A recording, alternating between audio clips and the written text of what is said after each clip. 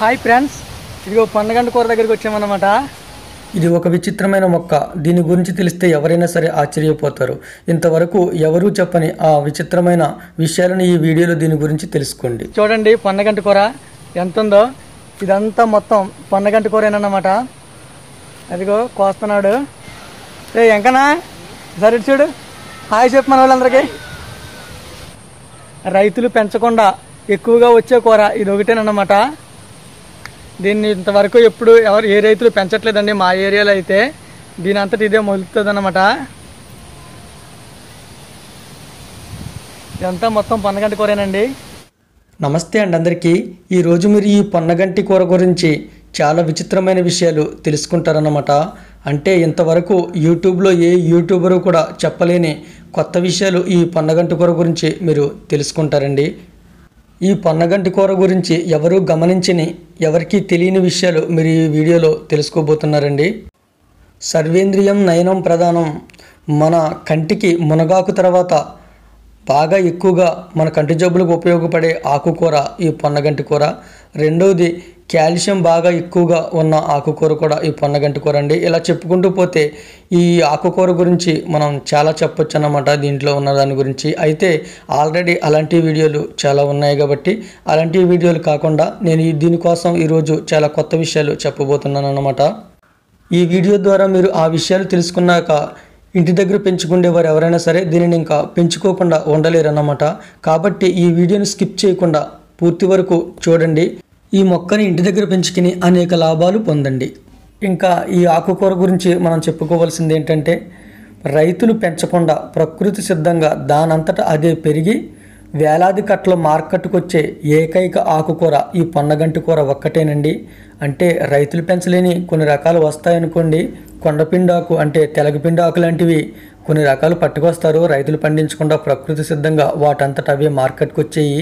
అయితే అవి దీనంతగా రావన్నమాట. అవి ఎవరన్నా తెస్తే ఎప్పుడు 10 కట్టలు లేదా 50 కట్టలు, మహా అయితే ఒక 100 కట్టలు, అంతకుమించి ఎప్పుడు కూడా మార్కెట్కి అవి రావు, దొరకవన్నమాట. ఇదైతే మాత్రం అలా కాదండి. ఇది ఎక్కడ పడితే అక్కడ చాలా గుట్టలు గుట్టలుగా మొలిసిపోయి పెరిగిపోద్ది అనమాట. ఈ వర్షాకాలం కొన్ని చేలు ఊరసలేని చేలు అయితే ఎకరాలే ఉంటుందన్నమాట. అంటే ఎన్ని వేలు కట్టలు కోసినా కూడా తరగనంతంత పెద్ద పెద్దగా దీని అంతటి ఇదే పెరిగిపోద్ది అనమాట. మార్కెట్కు ఈ ఆషాఢ మాసంలో మా భీమవరం మార్కెట్కి అయితే ఒక రోజుని వేలాది కట్టలు కూడా ఇవి వస్తాయన్నమాట. ఇంకా దీన్ని మార్కెట్కి తెచ్చేవారిలో రైతుల కంటే ప్రైవేటుగా వ్యాపారం చేసేవాళ్ళు ఎక్కువగా ఉంటారన్నమాట. ఎందుకంటే దీన్ని రైతులు పండించరు, ఎక్కడ పడితే అక్కడ దొరుకుతుంది కాబట్టి. ఇలా ఖాళీగా ఉన్నవారు ఎవరైనా సరే దీన్ని ఎన్ని కావాలి దాన్ని కోసుకుని మార్కెట్కి పట్టుకొస్తారన్నమాట. ఇది ఎక్కడ పడితే అక్కడ ఫ్రీగా దొరుకుతుంది కాబట్టి మార్కెట్లో ఎప్పుడు ఏ రేటు ఉంటుందో తెలియదండి. అంటే ఒక రోజుని హోల్సేల్ ఇది కట్ట 5 రూపాయలు ఉంటుంది, లేదా ఒక రోజుని 2 రూపాయలు అయిపోద్ది, ఒక రోజుని రూపాయి అయిపోద్ది, ఒక రోజుని ఎవరు కొనలేనంత చవకైపోయి ఊరికిన్నే ఇచ్చేసి లేదా ఎక్కడన్నా పారవేసి కూడా వచ్చేస్తారన్నమాట. అంత చౌకగా మనకి వేలాది కట్టలో దొరికే ఏకైక ఆకుకూర, రైతులు పెంచకుండా ఇంత భారీ ఎత్తున దొరికే ఆకుకూర ఈ యొక్క పొన్నగంటి కూర మాత్రమే అని చెప్పొచ్చు అన్నమాట. కార్తీక మాసంలో బచ్చల కూర, ఈ ఆషాఢ మాసంలో పొన్నగంటి కూర తినాలనే ఒక నమ్మకంతో దీని వ్యాపారం ఈ నెలంతా కూడా అమాంతంగా పెరిగి ఈ నెల వెళ్ళాక మళ్ళీ దీని వ్యాపారం కనుమరుగైపోద్ది అనమాట. అప్పుడు ఎప్పుడన్నా అడపదడప 10 కట్టలు వస్తాయి తప్ప అప్పుడు కోసుకొచ్చేవారు ఉండరు. తర్వాత మార్కెట్కి వచ్చిన దీనిని కొనేవారు కూడా ఉండరు అన్నమాట. ఓన్లీ ఒక నమ్మకంతో ఈ ఆషాఢ మాసంలోనే చాలామంది దీన్ని వినియోగిస్తూ ఉంటారండి. ఆషాఢ మాసం వెళ్ళాక దీని వినియోగమే కదండి, ఇది దొరకడం కూడా కొంచెం కష్టమైపోద్ది అనమాట. అంటే తొలకరి వర్షాలకు కాలువల్లోకి బోధుల్లోకి నీళ్ళు వచ్చినప్పుడు, కొత్తగా చేలలో నీళ్లు పడినప్పుడు ఇది అమాంతంగా ఏపుగా పెరుగుతుందండి. ఆషాఢ మాసం వెళ్ళాక మళ్ళా తర్వాత ఇది ముదిరిపోయి దీని ఆకు బాగా సన్నగించిపోయి, కాడ సన్నగించిపోయి ఇది బాగా తక్కువ దొరికిద్ది అనమాట. కాబట్టి ఆషాఢ మాసం వెళ్ళాక దీని వినియోగము మళ్ళీ ఇది దొరకడము కూడా తక్కువైపోద్ది. కాబట్టి ఈ వ్యాపారం ఓన్లీ ఆషాఢ మాసంలో అమాంతంగా పెరిగి ఆషాఢ మాసం వెళ్తుంతో మళ్ళీ సడన్గా పడిపోతుంది అనమాట. ఆషాఢ మాసంలో తినాలనేది ఒక మూఢనమ్మకం అయినప్పటికీ కూడా పెద్దలు మన మేలు కోరి కనీసం ఈ నమ్మకంతోటనైనా సంవత్సరానికి ఒకసారైనా దీన్ని తింటారని పెట్టారనుకుంటున్నానండి. కానీ మనం ఇలాంటి మూఢనమ్మకాలతో ఒకసారి తిని మానేయకుండా దీనిని సంవత్సరం 12 నెలలు కూడా దొరికినప్పుడల్లా దీన్ని తినడం వల్ల చాలా ప్రయోజనాలు ఉంటాయండి. కాబట్టి దీన్ని ఇంటికాడ పెంచుకుని పదే పదే వినియోగించుకోవడం చాలా బెటర్ అనేది నా ఆలోచన అన్నమాట.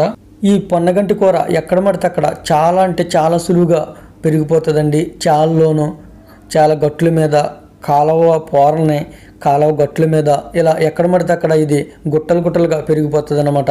అత్యంత సులువుగా ఎక్కడైనా సరే వచ్చేసే మొక్క అన్నమాట ఇది. ఇంకా ఈ మొక్క దగ్గర ఉన్న విచిత్రమైన లక్షణాలు ఏంటంటే ఉభయచరజీవి కప్ప లక్షణాలు దీని దగ్గర ఉంటాయన్నమాట. అంటే ఏ మొక్క అయినా బ్రతికితే మెరక మీద బ్రతుకుతుంది, లేదంటే నీళ్లలో బ్రతుకుతుంది. కానీ ఇది అటు మెరక మీద ఇటు నీళ్లలోనూ 2 విధాలుగా కూడా బ్రతకగలిగిన ఏకైక మొక్క అన్నమాట. అదే దీని దగ్గర విచిత్రం.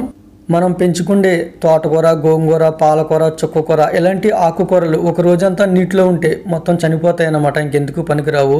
కానీ ఇది నెలల తరబడి కాదు, దాని జీవితాంతకాలం కూడా నీటిలో ఉండి బ్రతకగలదు అన్నమాట. అలాగే మెరక నేలను కూడా ఇది బ్రతకగలదు. అంటే నీటిలో ఎంత సులువుగా బ్రతకగలదో మెరక నేలను కూడా అంతే సులువుగా బ్రతకగలిగిన ఏకైక ఆకుకూర అన్నమాట. ఇంకా దీనికి ఉన్న ఊసరవెల్లి లక్షణాలు ఏంటంటే ఇది బలమైన బురద మట్టిలోనూ నీటిలోనూ ములిసినప్పుడు ఇలా గుల్లగా బోర కొమ్మ కింద వచ్చేస్తుందండి. ఇక చూడండి ఎంత బోర కింద ఉందో, ఇలా బోర కొమ్మ కింద వచ్చేస్తుంది అనమాట. అంటే ఇది ఉన్న నీటిలో నుంచి తట్టుకోగలిగినట్టుగా ఇది మారిపోతుంది. ఊసరవెల్లి చూడండి ఏ చోట్లోకి వెళ్తే ఆ రంగులు ఎలా మార్చుకుంటుందో అలా ఇది మారిపోద్ది అనమాట. ఇదంతా బోర కొమ్మ వచ్చేస్తుంది, దీని ఆకేమో పెద్దగా ఇలా వచ్చేస్తుంది. అదే ఈ మొక్క మనకి మెరక మీద ములిసి ఎండలో ఉన్నప్పుడు ఎండకు తట్టుకుండేలా దీని కాడ భాగం ఇలా గట్టిగా మారిపోద్ది అనమాట. చూడండి ఇది ఎంత గట్టిగా ఉందో. అంటే మెరక మీద మొలిస్తే ఇలా గట్టిగా మారిపోతుంది కాడ, అంటే ఎండను తట్టుకుండేలా తయారైపోద్ది అనమాట. దీని ఆకు కూడా చిన్న చిన్నగా మందంగా ఆకు వస్తుంది అనమాట. అంటే ఇది ఒకటేనండి. మెరక మీద మొలిసినప్పుడేమో ఇలా మారిపోతుంది అనమాట. అంటే ఎండనే నీటి ఎద్దడిని తట్టుకుండేలా మారిపోద్ది. ఇదే మొక్క ఇలా నీటిలోనూ బురదలోనూ ఉన్నప్పుడు ఇలా గుల్లగా ఏపుగా అంటే నీళ్ళ నుంచి తట్టుకుండేలా మారిపోద్ది అనమాట. అంటే ఊసరవెల్లి ఏ చోట్లోకి వెళ్తే ఆ రంగులు ఎలా మార్చుకుంటుందో ఈ మొక్క కూడా నీటిలో ఉన్నప్పుడు నీటికి అనుగుణంగా, మెరక మీద ఉన్నప్పుడు మెరకకి అనుగుణంగా మారిపోద్ది అనమాట. ఇదే దీని దగ్గర ఉన్న గొప్ప లక్షణం అండి. ఇంకా దీనికోసం పూర్తిగా తెలియని వారు చాలామంది ఇది బోరకూర అని, ఇది నాటుకూర అని, అది హైబ్రిడ్ కూర అని ఇలా వాదిస్తూ ఉంటారండి. దీని గురించి పూర్తిగా తెలియని వారు. కానీ అదేమీ ఉండదండి. ఇందులో హైబ్రిడ్ నాటు అంటే ఏముండదు. అక్కడ ఉన్న మట్టిని బట్టి, అక్కడ ఉన్న వాతావరణం బట్టి దీని రూపాన్ని మార్చుకుంటుంది తప్ప ఇది 2 జాతులు అంటూ ఏమీ లేవండి. మొత్తం అంతా ఒకటే పొన్నగంటి కూర అన్నమాట. ఇంకా ఈ కూరని ఎలా వండుకుంటారు ఏంటనేది ఒక వీడియో తీయొచ్చు, కానీ ఆల్రెడీ చాలా యూట్యూబ్లో దాని గురించి వీడియోలు ఉన్నాయండి. ఇది ఎలా వండుకుంటారంటే పప్పు తోటకూర ఎలా వండుకుంటారో అలా వండుకోవచ్చు, వేపుడు పెట్టుకోవచ్చు. మీరు పొన్నగంటి కూరని టైప్ చేస్తే చాలా వీడియోలు వస్తాయన్నమాట రకరకాలుగా వండుకుండేలా. అన్ని వీడియోలు ఉండగా మళ్ళీ మనం దీని ఆకులు కోసి దీన్ని వంట చేసి చూపించడం వేస్ట్ కాబట్టి నేను చేయట్లేదండి. కాబట్టి యూట్యూబ్లో ఎవరు చెప్పలేనివి, మీకు దొరకలేని విషయాలు మాత్రమే ఇందులో చెప్పడం జరిగిందనమాట. మరి దీని గురించి తెలుసుకున్న మీరు ఇంటి దగ్గర మొక్కలు పెంచుకునేవారు ఎవరైనా సరే మొదటిగా సరస్వతి ఆకుని, రెండవదిగా మునగ మొక్కను, ఆ తర్వాత వీలైతే మూడవదిగా దీనిని మాత్రం పెంచుకోండి. ముందు మాత్రం ఆ రెండిట్ల తర్వాత నేను ఈ మొక్కను మీకు రికమెండ్ చేస్తున్నాను అనమాట. ఎందుకంటే ఈ మొక్క నీటిలో అయినా మెరకనైనా ఎక్కడైనా చాలా సులువుగా బ్రతుకుతుంది. రెండోది మన కంటి జబ్బులకి గట్ట చాలా మంచి మొక్క. కాబట్టి మొక్కలు పెంచుకునే అవకాశం ఎవరికున్నా సరే సరస్వతాకు, మునగాకు తర్వాత మూడోదిగా దీనిని పెంచుకోమని మీకు చెప్తున్నానండి. రెండోది ఏంటంటే ఇది మనం ఎక్కడ పెంచుకున్నా కూడా చాలా సులువుగా పెరిగిపోతుందండి. మీరు ఒక గోడ పక్కన వేసుకున్నా, ఒక కుండీలో వేసుకున్నా, ఒక నల్లరేగడి మట్టి అయినా, నీళ్ళు ఎక్కువన్నా లేదా నీళ్ళు తక్కువైనా చాలా సులువుగా పెరుగుతుంది. కాబట్టి ఈ మొక్కని పెంచుకోమని నేను మూడవదిగా మీకు రికమెండ్ చేస్తున్నాను. ఇంకా పల్లెటూరులో ఉండేవారికి ఇది చాలా సులువుగా ఫ్రీగా దొరుకుతుంది. కాబట్టి ఏదో సంవత్సరానికి ఒకసారి 2 సార్లు తినేసి మానేయకుండా దీనిని దొరికినప్పుడల్లా పదే పదే తింటూ ఉండమని. రెండోది సిటీలో ఉన్నవాళ్ళు వీలైతే పెంచుకోమని, వీలు కాని వారు మార్కెట్లో అయినా సరే దీన్ని కొనుక్కిని వినియోగించుకోమని చెప్తున్నాను అన్నమాట. ఇంకా మార్కెట్లో కొనుక్కిని వినియోగించుకునేవారు ఇది ఊరికినే వచ్చేది కదా, మనకు తక్కువకు రావాలని ఆశిస్తే మీరు దీన్ని వినియోగించుకోలేరండి. మార్కెట్ అంటే ఎప్పుడు ఏ రేటు ఉంటుందో తెలియదు. ఒకసారి ఇది తక్కువగా దొరుకుతుంది, ఎక్కువగా దొరుకుతుంది. ఊరికినే వచ్చినప్పటికీ కూడా ఇది కోసుకొచ్చిన వాళ్ళకి కూలి కిట్టాలి, అమ్మే వాళ్ళకి కూలి కిట్టాలి.